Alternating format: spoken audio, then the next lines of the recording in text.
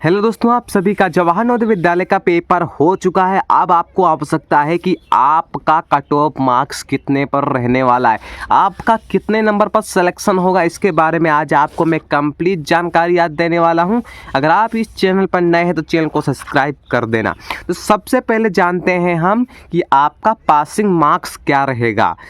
ये तो आप सभी को पता है कि आपसे मानसिक योग्यता, गणित और हिंदी आपसे पूछी गई है। तो सबसे पहले यहाँ पर हम जानते हैं कि पासिंग मार्क्स आपका क्या रहने वाला है। तो सबसे पहले जो आपका पासिंग मार्क्स रहेगा वो आपको पता है कि मानसिक योग्यता में 40% आते हैं, और गणित में 20% आते हैं, और हिंदी में भी 20% आते हैं। और जो कुल नंबर होता है, मानसिक योग्यता 50 मार्क्स की आती है आपकी, ये तो पता होगा। गणित 25 और हिंदी भी आपकी 25 आती है।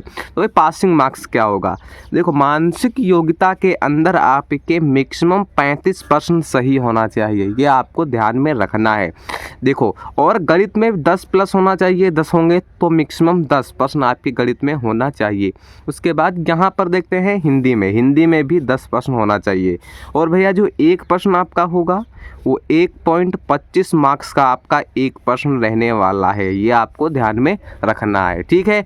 अब ये क्या होता है, सिस्टम होता है, कट ऑफ कैसे बनता है भाई। सबसे पहले कट ऑफ जान लेते हैं भाई। कट ऑफ तो ऐसे क्या होगा, आपकी विद्यालय का कितना गया है, तो कट ऑफ कैसे बनता है।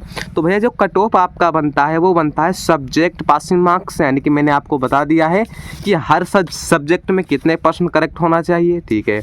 अगर आप इतने हैं, फिर कट ऑफ जो बनता है बॉय एंड गर्ल, यानी कि लड़का है या लड़की है, इस पर भी कट ऑफ क्या है, डिपेंड रहता है। उसके बाद होता है सबसे बड़ा कैटेगरी, यानी कि आप किस श्रेणी से आते हैं, यानी किस जाति से आप आते हैं, ये भी होता है। और सबसे बड़ा जो इम्पोर्टेंट होता है वो होता है शहरी और गांव। जो बच्चे गांव में हैं उनका अलग कट ऑफ रहता है, जो बच्चे शहर में रहते हैं उनका भी अलग कट ऑफ रहता है। तो परीक्षा का पैटर्न मैंने आपको बता दिया है कि मानसिक योग्यता, गणित, हिंदी आती है। तो पास होने के लिए वही इसमें बताया गया है, मैक्सिमम 25% या 35% होंगे, ठीक है। मगर गणित के आपके मैक्सिमम 10% और हिंदी के मैक्सिमम 10% होंगे, तभी आपको मेरिट लिस्ट में आने के चांस ज़्यादा होंगे, ठीक है।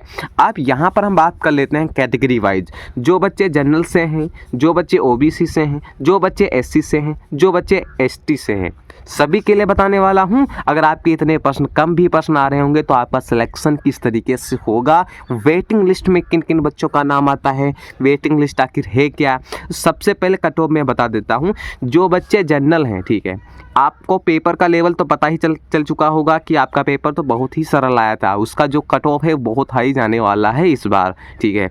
अब भाई जनरल में क्या होगा, तो भाई जनरल में क्या होगा, जनरल में मैक्सिमम 96 नंबर आपको लाना अनिवार्य होगा। अगर इसके आसपास भी हैं तब भी आपके सिलेक्शन होने के चांसेस ज़्यादा होते हैं, ठीक है। ओबीसी में 95, ये सब इसकी हाईएस्ट किसकी जाती है भैया, सबसे जो हाईएस्ट जाती है वो जनरल कैटेगरी वालों की जाती है, और सबसे लोवेस्ट यानी कि एसटी की सबसे कम कट ऑफ जाती है हर साल की तरह, ठीक है।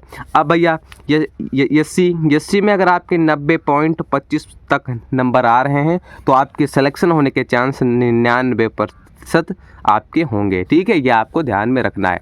फिर एसटी में आपसे मैक्सिमम 87% आपके लिए होना चाहिए, एसटी वालों की सबसे कम जाती है। अब बात कर लेते हैं अर्बन क्या होता है भैया। ये अर्बन आपका होगा शहर, जो बच्चे शहर में रहते हैं। और ये रूरल क्या होता है, ये जो बच्चे गांव देहात में रहते हैं उनके लिए कट ऑफ रहने वाला है। बॉय के लिए मैक्सिमम जनरल में आपसे 91 नंबर लाना जरूरी है, तब भी आपका सिलेक्शन होने के चांस हो सकते हैं। ओबीसी में इतना होना चाहिए।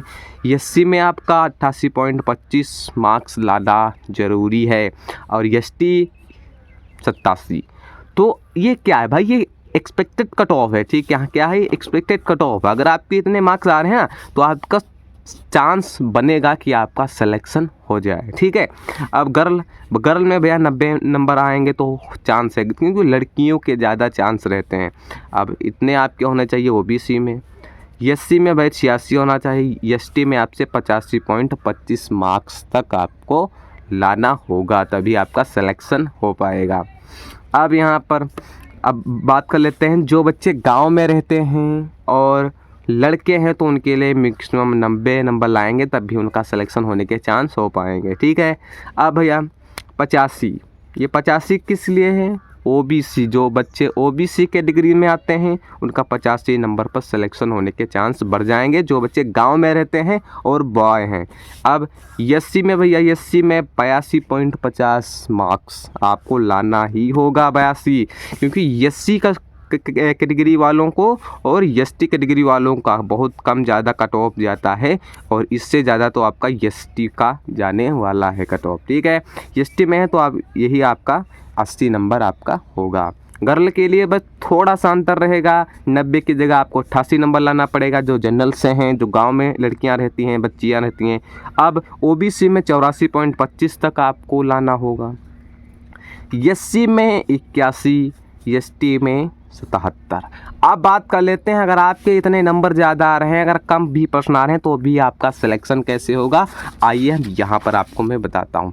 सबसे पहले देखो, आपसे जो प्रश्न होंगे अगर वो 70 के प्रश्न प्लस सही हैं तो आपका जो सिलेक्शन है वो 99% आपका सही होने के चांस रहेंगे।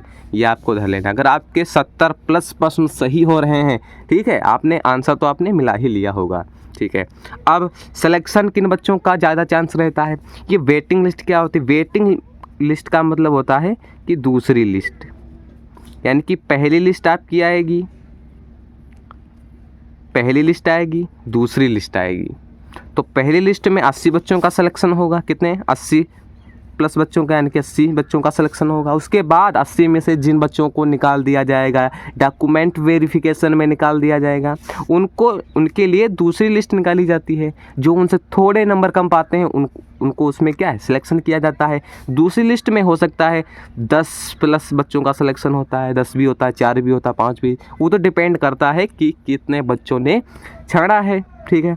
अब भाई क्या होता है, देखो आपके कितने भी मार्क्स आ रहे हैं तो आपके सिलेक्शन हो सकता है, नहीं भी हो सकता, ये कोई कंफर्म वाली बात ये नहीं है। आपके कितने मार्क्स आ रहे हैं, 80 में से आप कितना स्कोर कर पाए हैं, इसको आपको कमेंट बॉक्स में जल्दी से बताना है कि आपके कितने मार्क्स आ रहे हैं। ठीक है। वहाँ पर मैं आपको रिप्लाई दे दूँगा कि आपके कितने प्रतिशत चांस हैं नवोदय विद्यालय में सिलेक्शन लेने के। तो आप बोलोगे कि भैया इसका रिजल्ट कब आएगा? भैया इसका जो रिजल्ट है वो मार्च के पहले आपको रिजल्ट देखने को आपको मिल जाएगा। ठीक है। मार्च से पहले आपका जो 13 दिसंबर का पेपर हुआ है उससे पहले आपको रिजल्ट मिल जाएगा। इसलिए कहता हूँ चैनल को सब्सक्राइब कर लेना, जो भी नोटिफिकेशंस आएंगे वो सभी आपको बिल्कुल इसी यूट्यूब चैनल पर देखने को मिलेंगे। तो मिलते हैं इसी नेक्स्ट वीडियो में, तो चैनल को सब्सक्राइब कर देना और अपने मार्क्स बताना ना भूलें। तो जय हिंद।